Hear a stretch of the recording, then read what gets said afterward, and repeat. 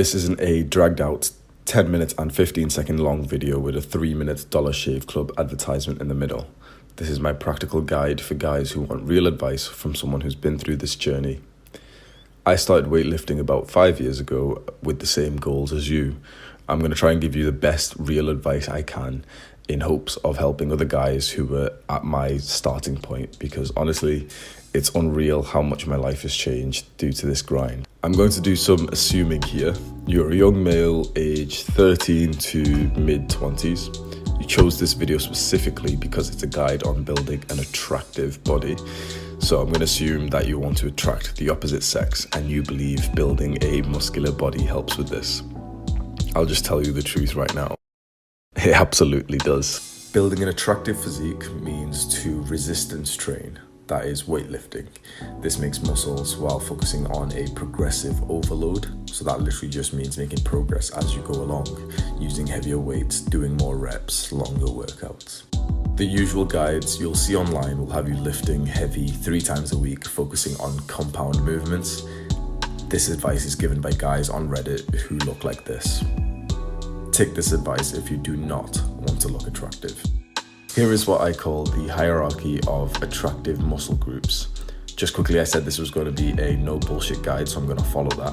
I'm not going to go in depth with the particular exercises you should be using to grow these particular muscles. There's literally millions of videos out there that will already tell you this. My advice is to find a credible source of information, such as a scientific research-based YouTuber, and look up their guides on the particular muscle you're looking into. So starting from number 1, abs, the abdominal muscles. This is what symbolizes the Greek gods. The importance of abs in terms of attractiveness is huge. Every single person you meet will know what developed abs look like. Every single person watching this video has probably tried getting a 6-pack when they were younger as well. A quick tip here, do a lot more focus on the lower abs. The upper 4-pack is generally built quite well through a normal weightlifting program, but the lower set underdeveloped, and that's the one that really fine-tunes the physique to make it look more attractive.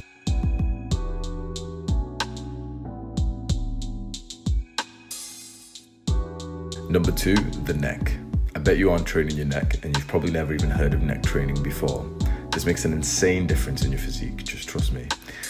Thicker, muscular neck makes you look a lot more masculine and less like a little boy. The neck is a body part that is pretty much always visible no matter what type of clothing you wear, so it's important to develop this. Don't be like those bodybuilders who will train for years and never do anything directly for the neck, because getting a developed body which is grown in size and your neck is still the same size makes you look really strange. So I'll place a picture here where you can see a bodybuilder who hasn't trained his neck. The guy's jacked, but if we just can see his neck and his face, he'll look like a skinny boy.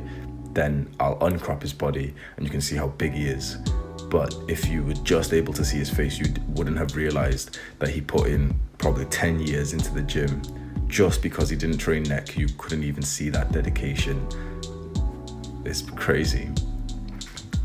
Number 3, the delts. So shoulders, specifically the lateral delts. Lateral just means side, so this literally just means the side of your shoulder. You train this by doing lateral raises with light weight, and you'll see a difference in your physique within seconds when you've got a pump. It really is that simple. This muscle is insane. It makes you look wider and your waist slimmer in comparison. Other parts of your shoulder muscle like the traps, the front delts and the rear delts are really important as well, but I believe the lateral delts should be a much bigger priority. Number 4, arms, including forearms. Just like the neck, this is a body part that is generally always visible, so any progress you make here will be very obvious to others. It makes it quite valuable to train. Forearms in particular add that fine-tune effect I talked about with the lower abs. If your forearms are undeveloped, it really does make your physique look strange and uneven. Back and legs. I've put these at the lowest hierarchy. Don't get me wrong, don't skip these days and don't not train them. I still train back and legs twice a week and I hit them hard and make progress on them. However, I feel like these muscles generally round off your physique, so it doesn't really look weird if they're undeveloped. But there's certainly other muscles that should be a much higher priority if you're focusing on aesthetics, building an attractive body. No girl has ever said that she's attracted to you because you've got massive quads or calves. Diet. You can get into this to optimize your performance in the gym, but generally a lot of people get off-put due to the diet changes most guides will tell you. It will absolutely benefit you to track your macronutrients and weigh out every single gram of food that you eat, but honestly, the majority of people will never do this. It is quite a lot of effort, so here's my quick advice that I think will be valuable in this journey. You want to be building as much muscle as possible without putting on too much fat, so always try to be lean bulking. That pretty much just means to eat slightly more than you do now. The equivalent of 2 slices of toast on top of what you generally eat will cause you to gain around half a pound a week. The majority of that weight will be muscle if you're training hard and you're quite new to the gym as well. You can still eat quite healthy with high protein and enjoy snacks and meals out whenever you want. I've made a video talking about my awful diet where through my 5-year transformation I ate junk food pretty much every day, but I still made pretty good progress. You can't out-train a bad diet. False. You can't out-train a bad diet. I can. So this is how I've been eating junk food every single night. It really can be done, so don't think that to build an attractive body you need to just eat chicken and rice and broccoli and you can't ever have a burger. Put it this way, I go to McDonald's most days and I'm pretty muscular. This food isn't going to make you fat. Eating too much of any food, including healthy food like vegetables, will cause you to gain fat. Even if you don't want to get into the diet too much, you can't be bothered with tracking and weighing your food, I'd still recommend just getting some knowledge on this topic. If you can just go and learn a few things about this, I really do think it'll stick with you for life.